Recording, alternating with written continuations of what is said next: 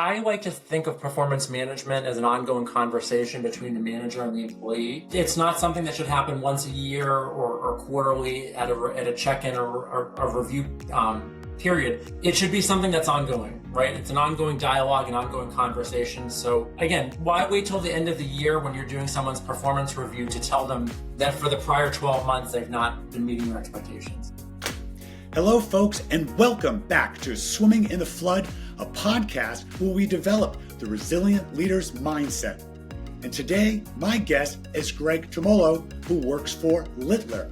Littler is the largest labor and employment firm in the world, and they represent and counsel employer clients. And I understand they have offices in 5 continents. Greg, welcome today. And please tell us, when did you open the Antarctica office?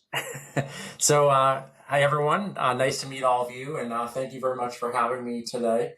As far as I'm aware, we don't have any current plans to open an office in Antarctica. But again, don't be surprised with climate change and the climate of the world changing. It may be only a matter of time before we open there. Absolutely. I was going to Antarctica today, as you can see in my remote office here. So I just thought I would stop into a Littler branch, and obviously that's not the case.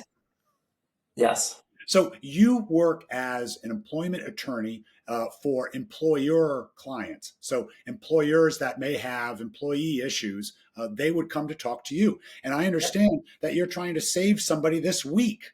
Is that true? That is very true. So my practice at Littler is focused on advising and counseling employer clients. I like to think of myself as someone who keeps employers out of trouble. So as many of your listeners know, there are many federal and state and even sometimes local employment laws which apply to employers throughout the country. And they're very confusing. They're complex. Compliance can be a challenge. So my job is to help employer clients meet their obligations under the law and stay out of trouble. What is one of the largest differences that employees and employers will have that causes strife between them? That's a great question. Performance management, telling people how they're doing on a consistent basis is a best practice that I recommend for my clients. People like to know where they stand. If they're doing a great job, they like to know about it. If they're not doing a great job, their manager or their supervisor is not doing a good job of communicating with them. So oftentimes I find that my employer clients, the managers, they don't want to have the difficult conversations with the employees. It's hard to tell someone that they're not meeting expectations. So they hold off on having the difficult conversation until it comes time to terminate the employee. Sure. And when they deliver the bad news to the employee, it comes as a complete shock to them. So what I tell my clients is that when you're going to discipline or terminate someone, it should never come as a surprise to the employee, right? You want to be open and honest with them, let them know how they're not meeting expectations, how they're falling short, so that if and when the decision comes to terminate the employment relationship, the employee will know exactly what they've did and why that's happening. If I could take an analogy, if we thought about it as a university and you were taking a class, you were taking a law class. Yeah. You wouldn't wait until the last day to find out you failed.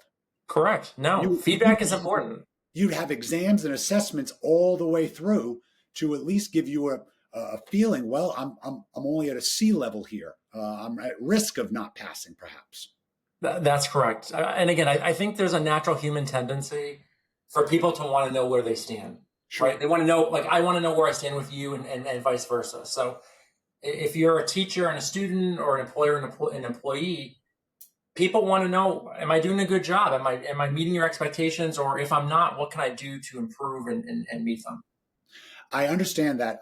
And so as a graduate university teacher myself, I have these assessments, and the students look regularly to understand exactly where they are and have questions to understand, well, how can I make this better? Oh, they never ask how I can make it worse, but they always ask how I can make it better. And I find there's a sense of commitment. So what I'm hearing you say is that managers potentially aren't committed enough to supporting their employees. It's rather a wait and see process. Right. I like to think of performance management as an ongoing conversation between the manager and the employee. Sure. It's not something that should happen once a year or quarterly at a check-in or a review period. It should be something that's ongoing, right? It's an ongoing dialogue, an ongoing conversation. So again, why wait till the end of the year when you're doing someone's performance review to tell them that for the prior 12 months, they've not been meeting your expectations? In my role of leading organizations, I always said to my employees, if you don't know how I feel, I'm not doing my job. Right, right. I never waited for a year end. I've always waited for, let's talk today, because it's more immediate. The feedback. It's the same way we would discipline children, perhaps. I don't mean to use discipline, but correct children. Perhaps. Yeah, I do find that a lot of people struggle giving feedback, whether it's particularly negative feedback. They don't know how to phrase it. They're afraid to have the difficult conversations. And I think putting off difficult conversations just compounds the problem, makes things worse, right? Yeah, potentially. So speaking of performance management, how am I doing so far? You're doing an excellent job. Okay, good. Okay, well, we'll keep working at it. All right.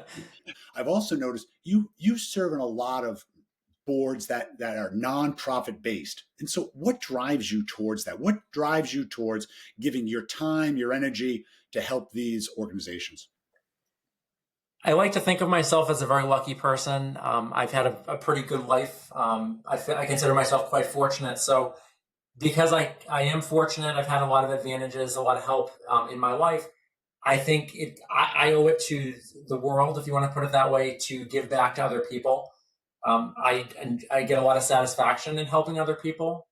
So that's pretty much it. Just that's great. Paying it forward. What was the first nonprofit board that you volunteered for, and what was some of the work you had to do? That's a good question. I'd have to look back at my resume because I've served on quite a few boards over time. I think the first board service I did was with an organization called Rhode Island SHRM. SHRM stands for Society for Human Resource Management. Sure. They are the Rhode Island state chapter of that national organization. And I was fortunate to serve on the board first as a co-director of legislative affairs, and then I became the sole director of legislative affairs for that group. Right. A lot of work. It's a lot of work. And I know it is. And that's a great organization, national organization. I should tell people this is how we first got connected. Correct. Yep. Through SHRM. Is there a difference between management on a board for a nonprofit and managing a series of lawyers, attorneys in a for-profit organization? Yeah, I think the word for-profit is the key word there. So when you serve as a volunteer on a board member, on a board, there's virtually no compensation. So you're doing it because you believe in the mission of the organization. You care about what they're doing. You don't have an expectation of getting a financial benefit. So when I served on the role of Director of Legislative Affairs for Rhode Island SHRM, I would have to plan conferences and large events, spending tens of hours planning large events without any compensation. And it's quite a bit of work. It's nice to work for a paycheck, but there's also a great reward working for nonprofits. Oh, for sure. I mean, if you're helping an organization like Youth Pride is a small nonprofit based in Providence that focuses on the needs of LGBTQ plus youth and young adults in Rhode Island. Many of the youth that are served by this organization are from economically disadvantaged families. Some of them are homeless. So it does feel good, again, to devote my time and my energy to these groups, because I'm helping people who are really vulnerable, who really do need support, need a helping hand, because their lives, for whatever reason, have been challenging, and they need a little bit of help. What role does self-confidence play in your leadership? Self-confidence plays a huge role. So I've been practicing in employment law for almost 20 years, and it takes a lot of time and effort to hold yourself out as sort of a subject matter expert in this area. And the way you do that is you essentially fake it till you make it. You project confidence that you know what you're talking about. You do your homework, you work hard, you sound knowledgeable when you're speaking to clients, you're speaking to others. And by projecting self-confidence to others, you you become more confident. I understand fake it until you make it, but I was paying hundreds of dollars an hour to employ you, correct? That's correct. But I was putting in a lot of extra time and energy to make sure that the advice and information that I was conveying to you as my client was accurate, was current. So there's some projecting a sense of confidence, but that's backed up by a lot of hard work and a lot of self-study to make sure that I'm doing what I need to do for my clients to make sure that they have the best possible advice. How do you try to improve your delivery skills, your negotiating skills, your how to train your clients? Because essentially that's what you're looking to do a little bit. Train your clients to be better performance evaluators, managers, so they can avoid some of these issues, correct? Right. So a big chunk of my job is doing training. So whether it's respectful workplace training, harassment training, there's an educational component to what I do. Training managers and supervisors on how to deal with conflict. I've actually co-presented with your wife on that very subject. So there is an educational component to being an attorney because, again, our clients come to us for advice, but they may not know what the law is. They may not know what their obligations under the law are. So there is a component of teaching and educating them and informing them so that they can then discharge their responsibilities. Right, right. I can certainly appreciate how the nuances and also generationally. I mean, you probably when you started 20 years ago, you were dealing with more Gen X and boomers as your Yep. clients, and you're probably getting down to millennials for sure, and maybe some Gen Z. Is that true? Is there a difference in those generations and how you have to handle? Yes. Yep, there absolutely is. And what I've noticed is there's a communications difference between how I communicate with some of my older clients and some of my younger clients. So what I found is that boomer clients, Gen X clients, they prefer to have a conversation on the phone, Mhm. whether it's a Zoom meeting or a telephone. Younger clients, they prefer email. Some of them even will text me. I have some clients who are Gen Z. They will text me if they need to get an answer. Sure. So it's tailoring the communication style to reflect who I'm communicating with and making sure I'm responsive to that and communicating with someone in the way that they want to be communicated with. It's interesting in that I met a student that talked about in Gen X that was talking about the way they like to get feedback is regularly, verbally, when it's positive. But when it's negative, they prefer to have it written. Have you That's interesting. have you experienced that at all? I wouldn't say I've experienced that exact issue, but I've definitely seen generational differences in communication style, what resonates, what doesn't resonate, whether a client wants their recommendations in a bulleted list, whether they want it delivered verbally. Sure. I mean, it really does vary. How do you talk to your clients about commitment? Commitment they make to their employees so that way they can avoid potential costly issues. What I tell them is that it's a lot easier to comply and to pay attention to changes in the law Mhm. than to have me or a member of my team at my firm come in after they've received a claim and after they've been sued. Again, it's easier to do the right thing from the outset than it is to learn that you've made a mistake and to try to clean it up. What percentage of the people out there, companies out there, do you think follow that routine? What I would say is that most of my clients are well intentioned. I'd say that most of my clients want to do the right thing. They try to do the right thing. However, the law is very complicated. Again, there's a complex, what I'm going to call patchwork quilt of federal, state, and local employment laws, and it's easy to mess up. Sure. Again, we're all human. We're busy. Some of my clients may miss a development that affects them, a new law that's come out that impacts their business. I would say most employers are well intentioned. They want to do the right thing. They just sometimes don't know what the right thing is. Sure. Do you think or your experience, is there a difference between large companies that have a fully staffed HR department and smaller companies in both their level of compliance and their level of commitment to employees? I'd say larger employers, ones that have a lot of resources, they have the resources to comply. So they have the resources to seek out legal support, to have an attorney, maybe one on retainer. They may even have in-house counsel who can assist them with their compliance obligations. Whereas smaller employers, sometimes mom and pop businesses, a sole proprietor, they don't have the capacity, they don't have the resources to keep up. It's very challenging. Sure. Are you involved in any of the pre-employment screening as part of your practice? Where do you hold character as a value with respect to hiring? I think character is hugely important. So I'll tell you what I think of as character, and let me know if you have a different understanding of what it is. Okay.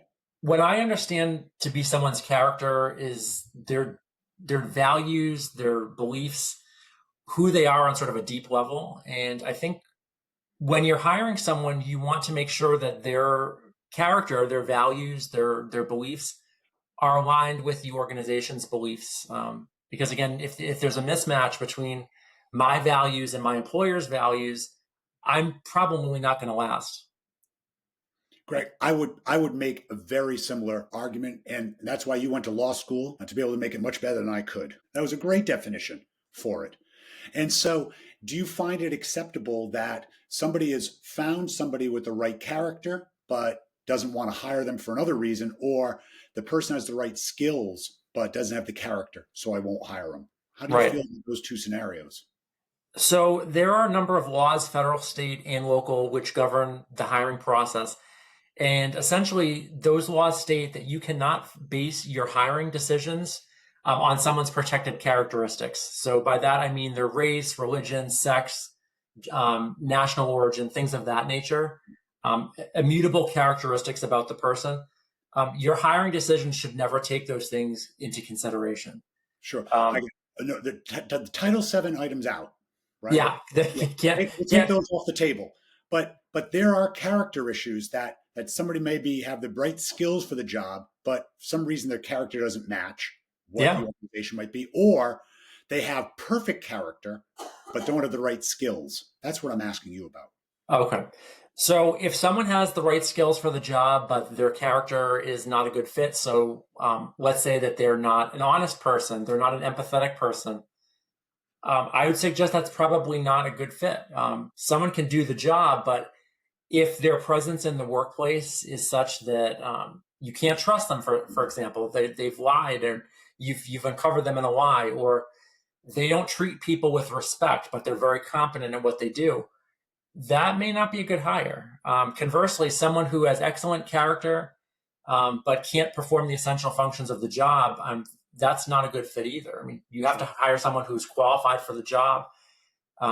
If you hire someone that's not qualified, you either have to be committed to training that person and upskilling them to give them the skills that they need to do the job and to meet the expectations, or you don't hire them, because what you're essentially doing is setting them up to fail. And that's not fair to either you or the candidate. Sure. A gentleman named Simon Sinek, who's a thought leader, has a matrix that he uses, and on the x-axis is trust, and on the y-axis is performance, and trying to identify where people are in organizations through it. And he had found tests with Navy SEALs, and they, a job that you have to have significant trust because your life's on the line with them, but also performance has to be hugely high because of the skill set they require. And what they found was people that were enormously high on the performance, but short on the trust, they wouldn't want to work with those people at all because they felt their life was in danger. That makes sense. Yeah. Perfect skill set does not always yield the best outcome in organizations. I'm sure you would agree. I would definitely agree with that. Lastly, who's your favorite fictional character? That's a great question. So I don't know if I have a favorite fictional character, but I do have a favorite work of fiction that I can share with you. So I did read the Lord of the Rings books many, many years ago, and I come back to those books from time to time. And one of the reasons why I like those books so much is because you have a really small group of friends who overcome these really terrible odds to essentially to change the world. So it shows that you can't underestimate people, and don't take people for granted, because again, they may do something that surprises you. I love the fact that you are part of the fellowship. I'm not sure if you're more Aragon or Gimli, but I'm glad you're part of the fellowship. That's a great book. I encourage all your listeners to read it. Wonderful. Greg Tumolo, thank you very much for joining us. It's been wonderful to have you. Thank you, Thank Greg. you. Thank you, Trent, and nice to be here. Thank you very much. Thank you for joining Swimming in the Flood. If you enjoyed today's podcast, please subscribe and share it with a friend. You can find all of our episodes on Apple Music, Spotify, and YouTube. And you can also find our episodes on my website at trentthiru.com. I'll see you next time.